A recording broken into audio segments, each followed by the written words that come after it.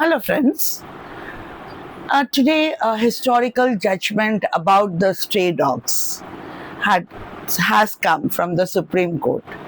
I have written 2 posts regarding the decision of the Supreme Court. The first was when there was the harsh decision given that all these bezubans, according to celebrities and dog lovers, should not be treated so harshly. I admit that the judgment was a bit harsh, but why? Have anyone pondered on it, contemplated on it? क्यों ऐसा क्यों हो रहा है कि वे जानवर stray dog हो गए? क्योंकि हम तो उनके हैबिटाट को ले लिए ना, उसके बदले में हमने हाई राइज बिल्डिंग बना लिया, उनके रहने का जगह को हम छीन रहे हैं। तो हमारे ऊपर अगर वो वेंजेंस हो जाते हैं या बदला लेते हैं तो कोई नई बात नहीं है। किसी को भी आप अगर दबाते रहो तो वो तो एक दिन आपको पलट के दे ही देगा।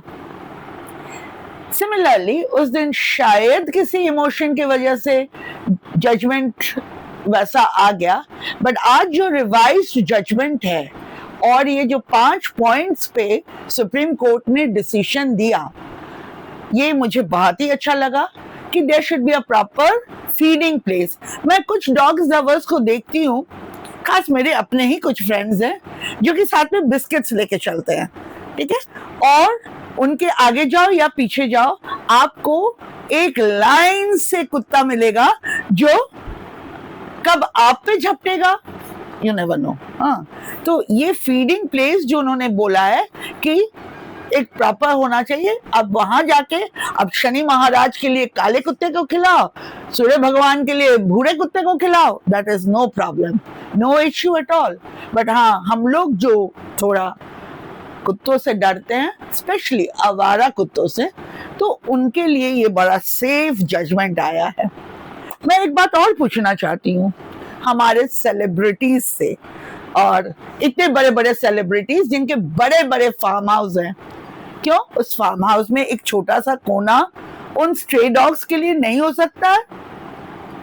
उनके ड्रेसेस में किसी इवेंट में 16 लाख का लहंगा, 18 लाख का टी शर्ट, तो वो 18 और 16 लाख मिला के हो रहा है आपका 34 लाख। उस 34 लाख में तो आराम से एक शेल्टर होम हो जाएगा, वहां आप एक डॉक्टर रख सकते हैं, वहां स्टरलाइजेशन हो सकता है, एंड जो कुत्ते को खाना नहीं मिलता है, डॉगीज को जो बाहर खाना नहीं मिल सकता है, वो भी वहां अच्छे से फीड कर लेंगे। ये तो सोचने वाली बात सही है।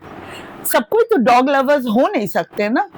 डॉग लवर्स बैठ गए प्रोटेस्ट में, ठीक है, प्रोटेस्ट करो, जेन्युइन कॉज के लिए आपने किया, बट उसका एक कॉन्सिक्वेंस क्या होगा या फिर क्या आगे इम्पैक्ट पड़ रहा है वो भी तो सोचिए। कुछ डॉग लवर्स ऐसे भी है, उनके घर जाओ तो वो कहेंगे ना मेरा डॉगी तो बड़ा शरीफ है, कभी नहीं काटेगा।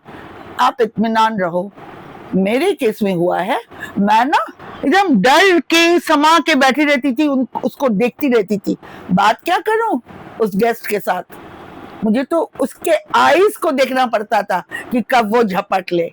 और उनका ये स्टेटमेंट था, नहीं नहीं वो तो एंटी रेबीज दिया हुआ है, वो कुछ नहीं करेगा, अगर काट लेगा तो आप क्या ही करेंगे मेरे लिए। उन पेरेंट्स का सोचिए जिन पेरेंट्स ने अपने बच्चों को खोया है डॉग्स के काटने से। क्या किसी में इतना बड़ा कलेजा है कि वो अपने बच्चों को जाके उनके हवाले कर दे कि you have lost a child, so हम अपने बच्चे को आपको दे रहे हैं? नहीं फ्रेंड्स, बोलने वालों की तो कमी नहीं होती है, क्योंकि यहाँ तो India is a democratic country, कोई भी प्रोटेस्ट करने बैठ जाएगा, कुछ भी बोल सकता है। अगर फ्रीडम ऑफ स्पीच है तो मेरा भी है, इसलिए मैंने अपना फ्रीडम ऑफ स्पीच को यूज किया है, और मैं जो अपना सोची इस जजमेंट के बारे में और ये ट्रेंडिंग इशू के बारे में, मैं अपना opinion they the. Thank you.